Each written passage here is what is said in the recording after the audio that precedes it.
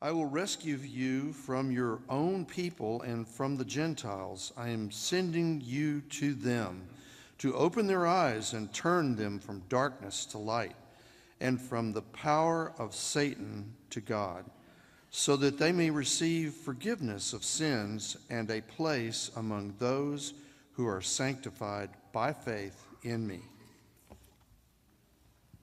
Thank you, Joe.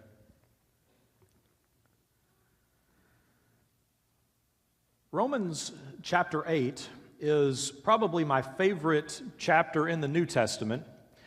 I love the hope that it contains. I love every fear that it anticipates and answers. But before we get to Romans 8, we have Romans 7, which is not my favorite chapter of the New Testament, not because, I guess it has to do with the unpleasantness and the reality that it presents of our human condition. It's a passage I read and I resonate with it highly, and for that reason I dislike it. It cuts me to the core so much deeper than I'd want it to go. I picked out a few verses. Romans chapter 7 and verse 15. I do not understand what I do. For what I want to do, I do not do, but what I hate, I do. There's a lot of do's and don'ts in there. Is that kind of making sense? The things I intend to do, I don't necessarily follow through on, but the very thing I say I'll never do, those are the things I end up doing. Verse 18, for I know that good itself does not dwell in me, that is, in my sinful nature. For I have the desire to do what is good, but I cannot carry it out. For I do not do the good I want to do, but the evil I do not want to do, this I keep on doing. He continues in verse 22, for in my inner being I delight in God's law, but I see another law at work in me, waging war against the law of my mind and making me a prisoner of the law of sin at work within me. And so the good news in Romans chapter 8 is the liberation from all of these things. But the reality of the struggle of life is so often the very things that we intend to be doing, doesn't it feel like we get too lazy about? All the things I know I should do, I manage somehow not to get around to them, but the very things I say that I hate, the things I say I never want to touch, I never want to go near, I never want to do again, it just feels like I keep reverting to those things. I keep ending up right back in those same places. And I think Romans 7 expresses so well the tension that we live in, that I want to be one kind of a person, but in my choices, I often choose to be a different kind of person. I intend to do well, but my implementation doesn't always align well with my better intentions. So one of the great challenges of our life, the invitation that we have to growth in Christ with God's help, is that hopefully over the course of our lives, we're able to see our hearts and our actions aligned much better with our desires and our intentions. A lot of times on the inside, we have good intentions, we mean well, we intend well, but the path of growth involves us becoming and doing and thinking more of those things that we intend to do. John Maxwell has this thing he calls the law of the rubber band. He says that growth stops when you lose the tension between where you are and where you could be. And he says life is kind of like a rubber band. And on the one hand, it's possible to be overstretched. You could set goals for yourself that are just so unattainable, so unrealistic that you're stretched too thin and you're miserable and uncomfortable. But if you hold your rubber band in such a way that there's no tension in it at all, you're just going to stay exactly the way that you are. It takes tension for us to grow. Somerset Maugham has said, only a mediocre person is always at his best. It's true, isn't it? Only a mediocre person is always at their best. If God's invitation for us is to grow, how does a tree go about growing? I mean, how much does a tree grow? The answer is a tree grows as much as it possibly can, right? Based on the conditions of the soil, based on the nurturing it receives, is it getting enough water? What's in place for it to grow? But whatever you give a tree or a plant to work with, you're going to see them grow to the highest height that they can, producing the most fruit that they can. And that should be a similar goal for us. Why is it that human beings are so content to remain there with no tension, no stress, no difficulty, and just to remain as we are? And if we will not stretch ourselves, it seems that God has a way sometimes of stretching us. So we've been studying through the story of Jonah. This is our last lesson on Jonah. And we've kind of taken our time and looked at all the verses and moved through the passages. And we're at this situation in Jonah's life where he's, already had that whole situation with the fish and being spewed back onto the land. And then he went to Nineveh and he preached and they repented. And Jonah is now in a period where if you said, Jonah, your rubber band right now, he would say, oh, my rubber band is being stretched way too tight. And I think God might interject and say, no, he's not being overstretched. He's just being too rigid. He's not wanting to yield. He's not wanting to bend. He's not wanting to grow. And so Nineveh repented. God relented. And now Jonah has taken himself off to a hillside to pout about the whole situation. And he's going to sit there and he's going to watch, just hoping that maybe he's got some front row seats for the coming fireworks. He's not given up on the idea that Nineveh is toast. And he's really unhappy about things. So I'm just going to kind of work our way through the text and then offer some observations on this. In Jonah chapter 4 and verse 4, this is where we left off last week. Jonah's really angry that God shows mercy to Nineveh. But the Lord replied, "Is it right for you to be angry?" And again, the irony of this passage is that Jonah is whining about the mercy and the patience of God, and in this exact moment is also receiving the mercy and patience of God, where God is not zapping him, God doesn't smite him, he just continues talking to him very gently. So God shows this very mercy to Jonah that Jonah is complaining about, where Nineveh receives it. That's where we left off last week. So here's what he does. In verse 5, it says, Jonah had gone out and sat down at a place east of the city. There he made himself a shelter, sat in its shade, and waited to see what would happen to the city. So he's thinking, God can't hold off forever. I mean, these people are so awful. There's no way he's going to show them mercy forever. And so again, he's made himself a little fort, and he's watching for the fireworks. In verse 6, then the Lord God provided a leafy plant and made it grow up over Jonah to give shade for his head, to ease his discomfort. And Jonah, for the first time, is very happy about something. He's very happy about the plant. I don't know if I'll pronounce this correctly. Apparently, this is what they would call a ricinus plant or a castor oil plant. These are plants that really did grow pretty rapidly. They could get as tall as 40 feet in perfect conditions, but it's a plant that would grow up quickly. It would have thick leaves to it, and so what's described here is actually very feasible, that it could have popped up and is providing a large amount of shade. Some parts of the world, they even treat these things as if they're trees, and so it is a large plant, and we see Jonah's demeanor suddenly changed. He's cheerful that God sent this beautiful plant to ease his discomfort, to give him shade. And in verse 7, but at dawn the next day God provided a worm, which chewed the plant so that it withered. When the sun rose, God provided a scorching east wind, and the sun blazed on Jonah's head so that he grew faint. He wanted to die and said, "It would be better for me to die than to live." When I read this passage, I actually think about a typical family Thanksgiving gathering. Right now, I'm sure everyone in Nineveh is celebrating that they're not dead, right? God has shown them mercy. Everyone should be happy about this. And you know how you get together for the family party and everyone's kind of in one area and everyone's enjoying the conversation. And then sometimes there's the sound of that kid crying outside. And everyone's like, okay, whose kid is this? Oh, it's Jonah again. Really? More melodrama from Jonah. The fish thing wasn't enough. We've got this situation where thousands of people have been saved from certain death, and Jonah has found a way to make this story be all about him. So Jonah's out here, and he's having a pity party, and I think about that sound of there are some adorable children who have little puppy dog tears, and you feel pity for them, and then there's the kids that do that ugly cry thing with all the... I think Jonah's out there just really having a sorry pity party for himself. So who's going to do something about the whiner outside? What do you want, Jonah? And he's mad. His plant's dead. And well, Jonah, it's not even your plant. I mean, you didn't plant it. You didn't water it. It just popped up. How can you even say that's your plant?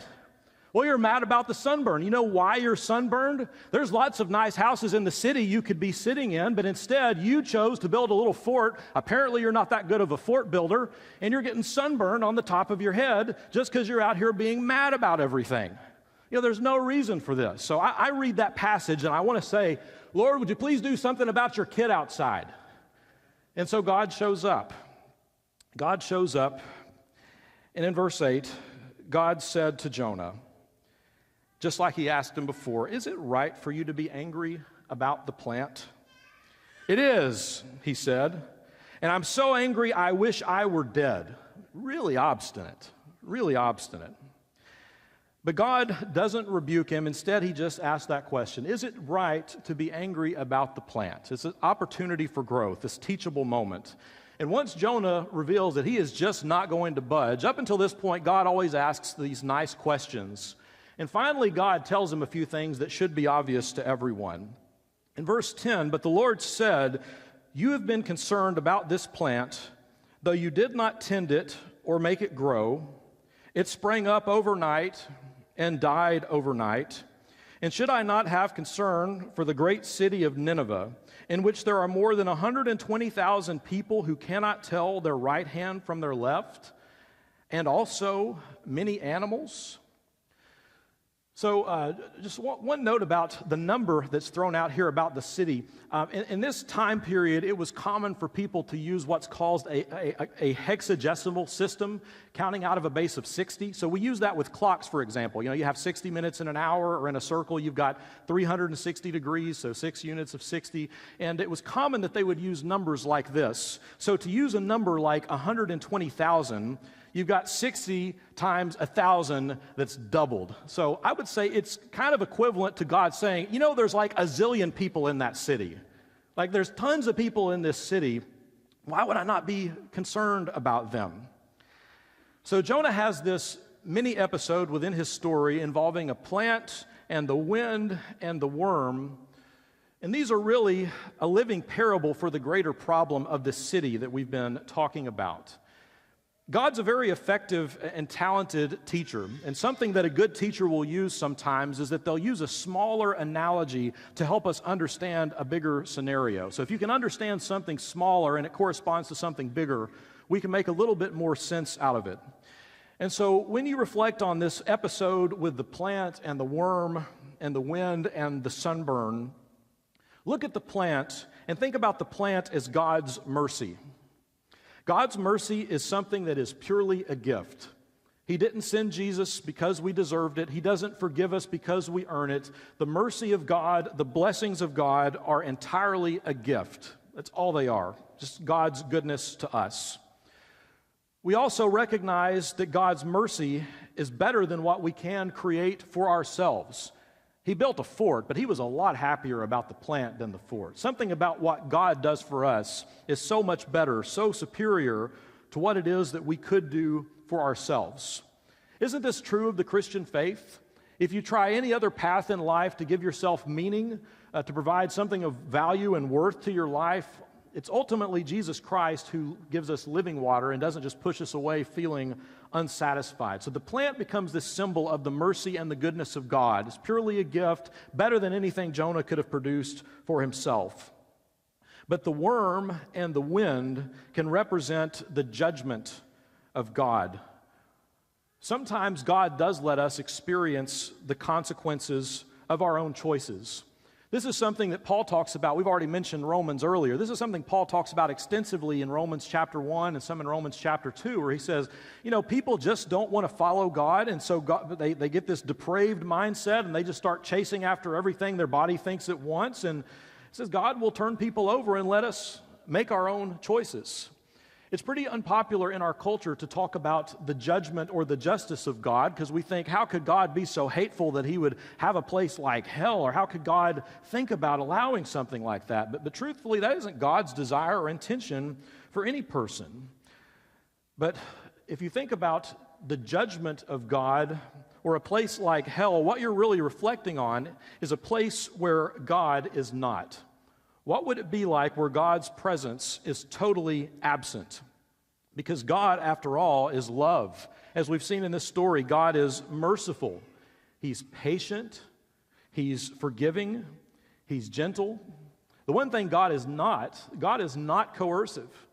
If you want to spend your life rejecting God, He's not going to force you to be around Him if you've spent your whole life telling Him that you want nothing to do with Him. It breaks God's heart when people choose to avoid Him and choose to ignore Him, but in the end, it is our choice whether we're going to follow God and walk with God or whether we're going to try and go things our own way. But just be warned, where God is not, there is not love, there is not light, there is not relief, there is not mercy or patience or any of the things that would make life worth living. And so as Jonah discovers, when you excuse yourself from the life of God, you're going to find yourself missing Him really quickly. Jonah is unhappy with this experience of the sun and the heat and that harsh wind. And so God gave Jonah this unexpected kindness in the form of that plant. But then the next day, He simply allows Jonah to experience the harshness of his own attitude. So we see that God is wanting Jonah to understand the way that mercy works. When God extends mercy to us, it is a real offer. This is the one question He asks Jonah where He kind of assumes Jonah is right about it. Like, well, I mean, you had this nice plant that just popped up and now it's gone. Doesn't it feel kind of justified to be mad that now that plant's gone that was so nice? You know, God, why would you give me something so nice only to immediately rip it away? And He says, exactly. Why would I do that to Nineveh? Why would I give them such mercy and kindness and give them a second chance when they repented only to turn right around and nuke them and wipe them off the map? He says, I'm not going to do something like that. Well, how do you like it when you receive mercy and then it's taken away from you, Jonah? Jonah has been so unhappy in this whole scenario. Now, he wanted to experience the goodness of God. He wanted to experience the blessings for himself, but he was angry for anyone else to receive the same things. There's an often anthologized story by a guy named Frank Stockton that was put out in 1882. So it's an old story. You might have encountered it in school. It's called The Lady or the Tiger. In The Lady and the Tiger, it's a made-up scenario. It's a story about kind of a barbaric king, and he rules his kingdom very harshly. He's quick to have people executed. He's quick to go to war. He's quick to go to battle. But one of the things he's been kind of innovative with is the way that he goes about bringing justice to his people. Because sometimes, after all, there could be an accusation, and it's really hard to discern guilt or innocence. So he says, we're going to leave this kind of, we're going to create a form of poetic justice. And so if a person was accused of a heinous crime, if a young man was accused of a heinous crime, he'd be put on trial and brought into this arena. And at the arena, there would be two doors. And the doors are soundproof, light-proof. He had no way of knowing what was on the other side of the doors. Behind one door, there would be a lady. And it would be some lady that the king had hand-selected that he knew was a good match for the young man, that would be his peer and his equal. And so if he chose the door that had the lady, they would immediately be married and he would be counted as innocent. If he chose the door that had the tiger behind it, he would immediately be considered guilty and devoured on the spot. So the king would say, we'll just kind of leave it to the toss of a coin. We'll let this young man choose his own fate. And again, I read this story through modern eyes and say, I feel kind of bad for the ladies in this scenario. I don't guess the ladies get to decide whether they really want to be behind door number 1 or 2 or whatever that is. But if you just roll with it, he's got this option where he can choose door number 1 or door number 2. And this is a means of justice that the king had come up with. And as the story goes, the king has a daughter. And the daughter has this young man that she's fallen in love with, and he loves her back, but he's of a much lower class, not nobility. No way the king's going to let his daughter marry that guy. And so he has him arrested, and sure enough, he's going to put this young man through the trial of the two doors. Will he choose the lady or the tiger? And as the date is approaching where he's going to be put on trial, of course, the princess has used her power and her influence to learn which is which door. She knows the answer. She knows which door is going to have the woman, which door is going to have the tiger. But she also finds out the identity of the lady. And the lady that they've picked to be behind the door for this man that she loves, it's her primary competition. The one woman she feared, if anyone could steal his heart away from me, it would be this woman. It's the woman she most despises that's been set up to become his wife if he chooses her. And so it gets down to the day of the trial, and he's there in the arena, and of course he can't tell what's behind either of the doors. And discreetly he looks up to the princess, and she motions to him, "Pick the door on the right." And at this point in the story, the narrator kind of breaks the fourth wall and begins talking to the reader. And he starts weighing out the options. Well, what would happen if she told him to pick the door with the lady? What would that mean for her? What would happen if she told him to choose the door with the tiger? It's like in the end, she's either going to lose him to death or lose him to marriage. What is she going to choose? And so the last line of this short story is, "And so I leave it with all of you. Which came out of the opened door, the lady or the tiger?" Isn't that unsatisfying? I read that story in high school, and I'm still scarred by it. I hated that so much. How could you get us all up to that point and say, well, which was it, reader? Because what happens there? Up until this point, it's a story that's kind of about the character of the princess, right? Is she going to show compassion and see the person she loves? Does she really love him? Would she let him be married to someone she hates? Or would she just go ahead and have him annihilated rather than share him? What kind of a person is the princess? But the twist at the end is, what kind of a person are you? If you're the one who's got to make the decision on how the story ends, what would you choose? That's a lot less comfortable. So the book of Jonah also ends with a question, and it's a cliffhanger type question. Should I not have concern for that great city of Nineveh? And that's where the narrative stops. We don't know what happens next. Will Nineveh stay repentant? Will Jonah ever learn anything? Will Jonah stay? Is he going to retreat, and is he going to run away? But ultimately, is that really a question for Jonah, or has God surprised us with this plot twist and posed a question to us instead? What are we going to do with this story of Jonah? I think the correct answer to this is found in the person of Jesus himself. Jesus is the prophet that Jonah should have been. Jesus also was sent to a violent city that meant him harm. In Luke chapter 13 and verse 34, he approaches Jerusalem and he says, "Jerusalem, Jerusalem, you who kill the prophets and stone those sent to you. How often have I longed to gather your children together as a hen gathers her chicks under her wings, and you were not willing." He's grieved over them. But nonetheless, he goes to this violent city. In Luke chapter 19, a few chapters later, it says that when Jesus is approaching Jerusalem and he sees the city, this is another occasion where Jesus is weeping. He begins weeping and says, "If you had only known what would bring you peace, but it's hidden from your eyes, and you're certainly going to be destroyed." He saw the destruction of Jerusalem coming. He saw the rejection of himself and the message from God, and it grieved him to his core. There's a scholar named B.B. Warfield who did a study one time of all the emotions of Jesus. So he worked his way through all the different Gospels, and every time it described Jesus having an emotion, he documented it. So what about the times when Jesus seemed happy or cheerful? What made Jesus glad? What are the times that Jesus seemed sad? What about the times that Jesus seemed angry? You want to know, like, if you had Jesus here with you right now, you know the emotion we see him have in Scripture most often? Like the most common thing Jesus was likely to feel? It's that he would be moved with compassion.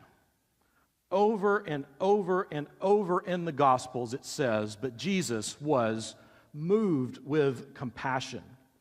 His heart was touched. He felt sympathy. So Jonah was sent on this task that he feared and he resented and he didn't want to complete, and he ultimately, grudgingly, went to the city of Nineveh. He feared for his life, but what actually happened to Jonah? Isn't it like so many of the things that we worry about? We worry about doing the right thing. We worry about pushing ourselves. And then you actually finally get up the courage and you discover that it's like God has put a safety net all around you, that He provides the people that you needed. He works the circumstances out for your good and not for your harm. And that's what He did for Jonah. Jonah wasn't persecuted, he wasn't punched, he wasn't hit, he certainly wasn't executed. And instead, they received his message warmly. He wasn't abused. Nothing happened to Jonah when he did what God asked him to do. But when God sent his own son to bring his message to the world, even to that hostile city of Jerusalem, God spared his own son none of the things that Jonah had feared. He received all of them. He got to the city wanting to preach the message, and Jesus was arrested, he was tortured, he was mocked, humiliated, doubted, questioned, put through a mockery of a trial, and finally they murdered him. He spared his son none of the things that we so often fear. But he suffered those things because he loved us, and he was moved with compassion for us. Hebrews chapter 12, this is a great passage.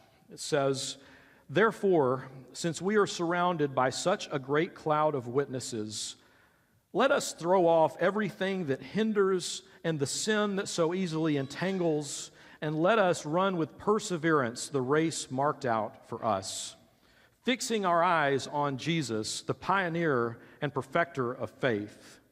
Listen to this. "For the joy set before him, he endured the cross, scorning its shame, and sat down at the right hand of the throne of God. Consider him who endured such opposition from sinners, so that you will not grow weary and lose heart." He kept his eyes fixed on the joy. He knew what could be the good thing of seeing lost people be restored to God. And it says, whereas Jonah's worried about everything that makes him uncomfortable, Jesus chose to ignore his own comfort because he was so moved by compassion. He endured the cross. He focused on the bigger picture. And we're told that we're given this story there in verse 3 so that we won't grow weary and lose heart. Because as we've seen in Jonah, if we lose our hearts, if we lose the love that's in our hearts, if we lose the passion that drives us, the appreciation, the gratitude that drives us, if we lose that, then we've really lost everything and we're just going through motions. We have to maintain that love that Jesus had. Even on the cross, as Jesus hung there looking at his murderers, as he received from them no compassion, you remember his words, "Father, forgive them, they don't know what they're doing." The same thing that God said at the end of Jonah. They don't know their right hand from their left hand. I don't want to see these people perish. I don't want to see them suffer. I'm not going to seek revenge on them. So the question I wrestle with when I study Jonah, when you get to that cliffhanger of an ending, is, does Jonah ever really get it? You wonder that? I mean, we see the problems with his attitude, and we have this story, but does he ever actually get it? So this is just my theory. I can't prove or tell you anything, but I'd like to think that all these things that Jonah experienced, from his encounters with the fishermen on the boat to being swallowed by this great fish, and then going to Nineveh and seeing all the things that he saw. I mean, this is a solitary mission. And the only eyewitness we have is Jonah. There's a part of me that likes to believe that the reason all these things we have written down for us is that maybe Jonah finally got it and wanted to make sure we could learn from his experiences. I like to think that Jonah really did come around. But it's still up to us to decide, will I also get it? I love receiving God's compassion. I love receiving the mercies of God. I love being able to worship God as part of His church and to be numbered among the saved, but what do I do with that? Do I only want that for myself? When it comes time to volunteer, when it comes time to share of what I've been blessed with, when it comes time to serve, is that a little too uncomfortable for me? Do I just want it for myself and not want it for anyone else? Do I allow myself to be moved by compassion the way that God's heart is moved with compassion? When I see a lost person, when I see someone who's living in open rebellion to God, do I allow my heart to disdain such people? Or do I see the potential in them as a child of God that they could be so much more? What a great story it would be for them to be the recipient of mercy, not just the recipient of judgment, even if they deserve it, and maybe especially when I believe they deserve it. No, it's not acceptable to only want to accept God's grace and then show an unwillingness in our life to extend it, to be too busy, too important, whatever excuse we make for ourselves. It's not enough to say, I want all the good stuff from God, but I'm not willing to do my part. This is the cautionary tale of Jonah. So this morning, as you reflect on yourself, maybe there is something in your life that you need to let go of, something that you need to leave behind, something that you do need to openly repent of and change about yourself.